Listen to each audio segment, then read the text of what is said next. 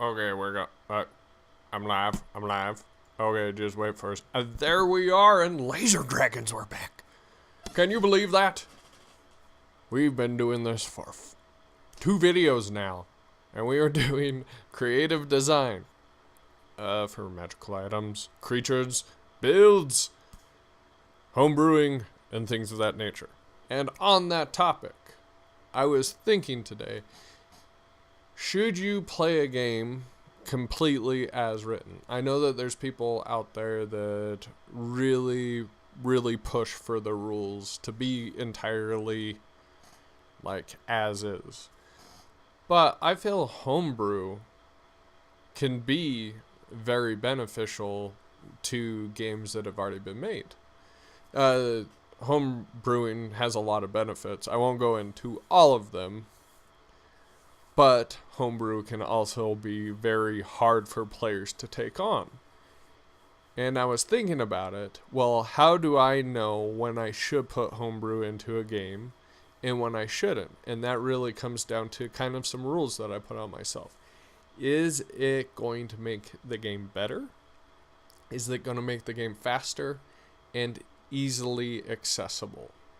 So if you have too much paperwork, if you have something that is going to drown out the game and make it hard for the players to understand, or it's going to make it harder on yourself, it is generally something I would never recommend to put it in a game. And it's just going to make it worse. But, and I'm talking about 5e here for this moment, but one thing that I have going on is I always run a 2 or 3 very specific homebrew rules, and they only expand upon the rule system.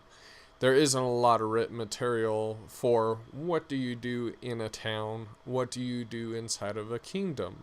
Like, they have scenarios and they have this, but not so much with guilds and how do you want to set this up? What are players supposed to necessarily do? There's kind of a gray line when it comes to backgrounds and classes and stuff like that on off time and whatnot. They do have rules for it, don't get me wrong.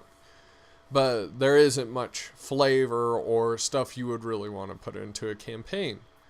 So I change that up and I make it a little bit more theatrical and a little bit more tangible and give my players more of a reason to go to these towns and make them home, or whether it is they need to go to the kingdom to get something. And I can talk about that later. That would be on incentive and a reason to build a foundation inside of a town instead of just getting bored of it, fixing it up, and moving on to the next. But I'm getting long-winded as it is. But I really thought that was an interesting topic. Is it better just to keep it as is, or is it better to just add homebrew? I'm saying I'm all for homebrew as long as it's done appropriately.